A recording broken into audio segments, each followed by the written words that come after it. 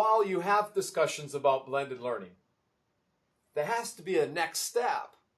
We have to take our next step and think about implementation of blended learning. What are you actually going to do in your classes in terms of blended experiences? This program will be talking about just that. What are those blended experiences or activities that you can embed in your classrooms? First of all, you have to think about your audience. How familiar are they with blended experiences?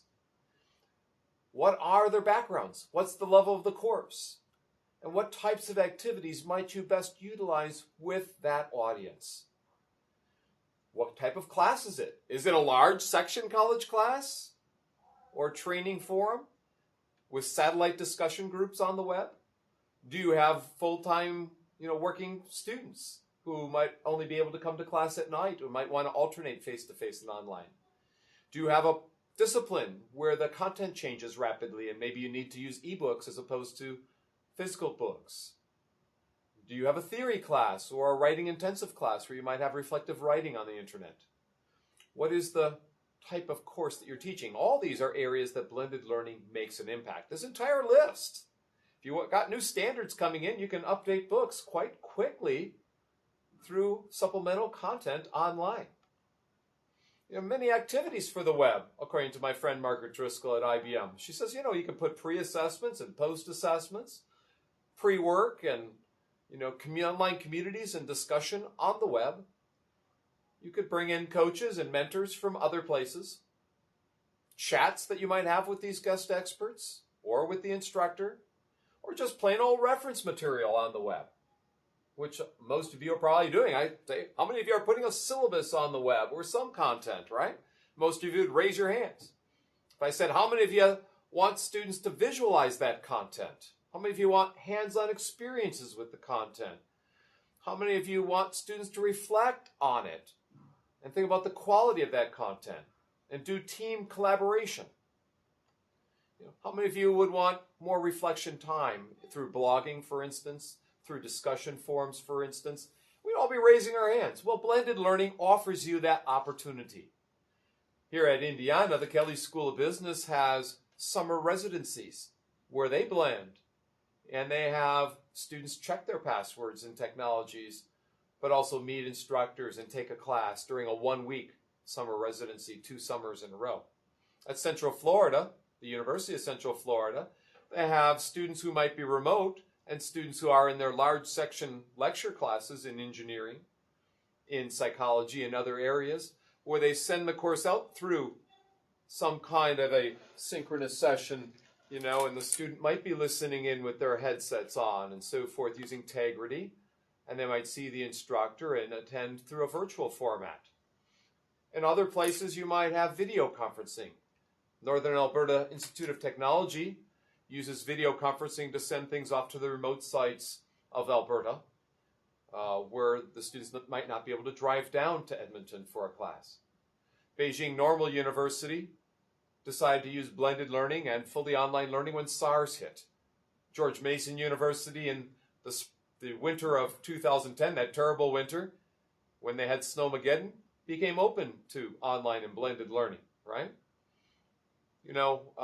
The SARS epidemic hit China in a big way, and they started alternating their face-to-face and online classes.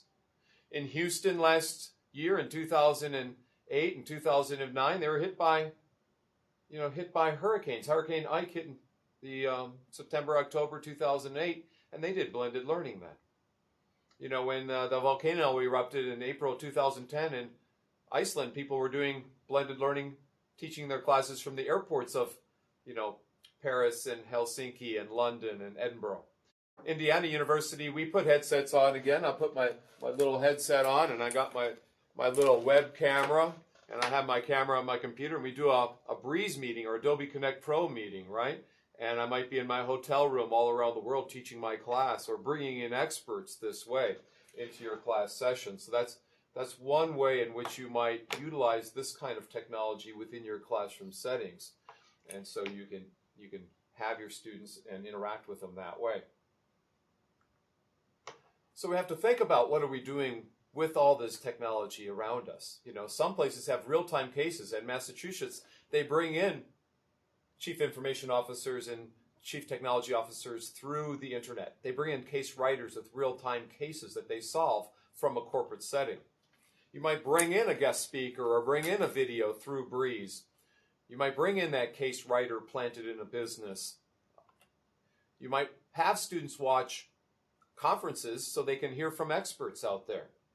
You might have students watch expert interviews in psychiatry or psychology or in education. You might have students post their work in YouTube as a way to blend. Their final projects might be posted in YouTube or Wikibooks or a podcast or some other Web 2.0 technology. They might produce something and post it up on the web. They might examine best practices of teachers teaching reading or math or science, or counselors or social workers or business execs on the web. Baby, it's cold outside. Or you might have your students get informed about the class through Twitter or microblogging announcements like David Perry does at the University of Texas at Dallas. Or you might have students record sounds like sociology professors do at SUNY Potsdam, and they record sounds of cities and put them on a map on Google Maps and learn about the cities around the U.S. or around the world this way, and they integrate technology, you blend technology. Or you might do like the dentistry program at Michigan and did lectures so students can listen to them again. Or at the University of Illinois, where they post up on the web mock tour packages for people to take. Many ways in which you can blend, podcasting being one of them, where you might record your content, your guest experts, your students, whomever in your classes. Role play, seances, scenarios, all these things are possible on the web today. So think about ways in which you might alternate your classes through blended learning. You might save on building space. You might not have to build new buildings and save money. Think about ways you might get students to meet before your class starts for social ice breaking on the web, or after it ends to keep them coming back. Think about ways you might stream your class so that students can watch the lectures again or listen to the podcasts again. But keep searching for new ways. Keep on the lookout. Listen to what other people are doing.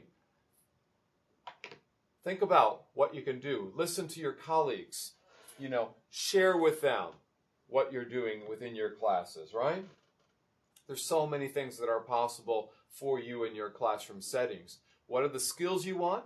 That might determine what blended learning activities you choose, whether it's visual or auditory. So you want auditory, visual, hands-on? Well, there are podcasts, there's wikis, there's blogs, there's flash animations, there's an assortment or array of things you can do. If they lack reflection skills, there are blog posts. If they lack preparedness for the profession, online cases and scenarios. If you want greater student-instructor interaction, Twitter, synchronous sessions and chats. You might want more collaboration. Well, with more collaboration, you might try Google Documents and spreadsheets, Wikibooks, Google Groups, Ning. There's all sorts of collaborative technologies out there. The important thing is that you document what you've done. You reflect on what you've done. You share with other people around you what's possible and what they could do in their classroom settings so that they can be effective, right? You want to have best practices available for everybody out there on the web. Implementation is important. Models of blended learning are important. There are many roads or avenues you can choose. Think thoughtfully, think carefully about where you're going in terms of your activities. Write to me. Let me know what's happening. Write to other people. Tell them what you've been doing. Post your work on the web. Have articles on the web. Listen to what we have to say here at Indiana in our instructional consulting office. Has lots of advice or tips on what you can do. Good luck to you in your online classes and in blending your courses wherever you are in the world. And share with me what you've done. I hope you enjoyed the show.